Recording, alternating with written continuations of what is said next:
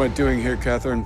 We're tracking a high-value target. I got to see the screening last night at our co-hosted screening with Collider. Feeling that energy with that audience was insane. This is how this movie is meant to be experienced.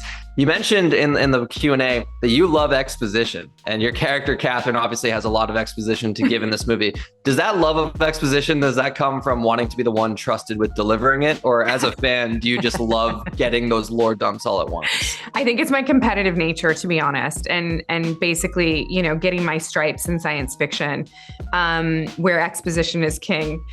I was not good at it when I first started out in this industry when I was like 18 years old. And giving life to exposition is such a challenge, but it's if I can move people during it, I know I've done my job. So I like the challenge of it. Yeah, you definitely have a lot of memorable lines in this movie. And one that I wrote down because I thought it was just it stuck out to me.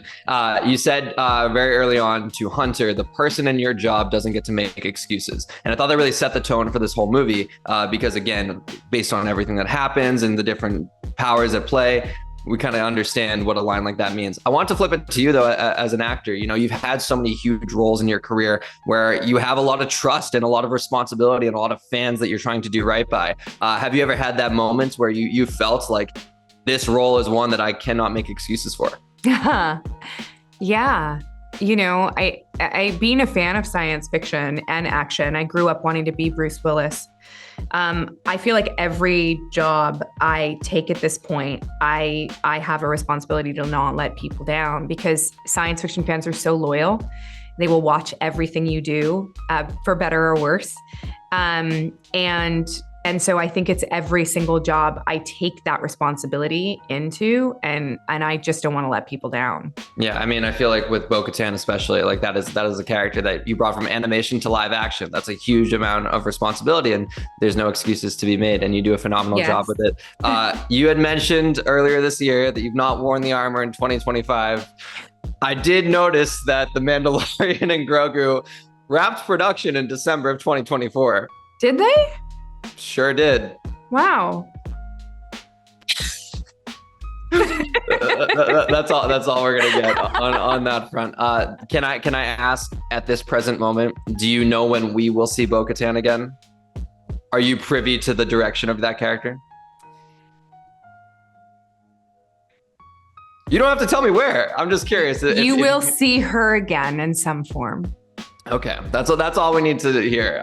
You need to know. I know the movie's coming out, and I'm like, I love the show so much that I'm like, to make sure every character in the show is taken care of. And well, Dave Filoni cannot get rid of me because Bo-Katan's based off of his wife. So, you know, I've got some job security. I love it. And you have job security with this franchise too, because based on how you guys talked at length last night, a sequel is something that there is ambition to do.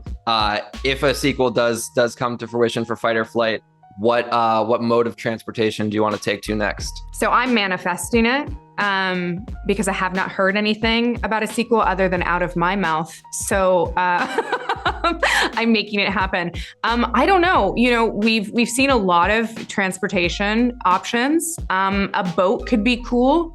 I would love a sunny location this time. That would be kind of awesome.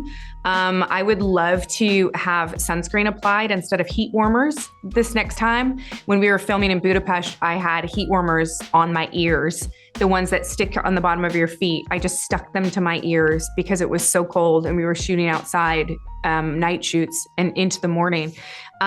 So I'm an island girl at heart, I feel like.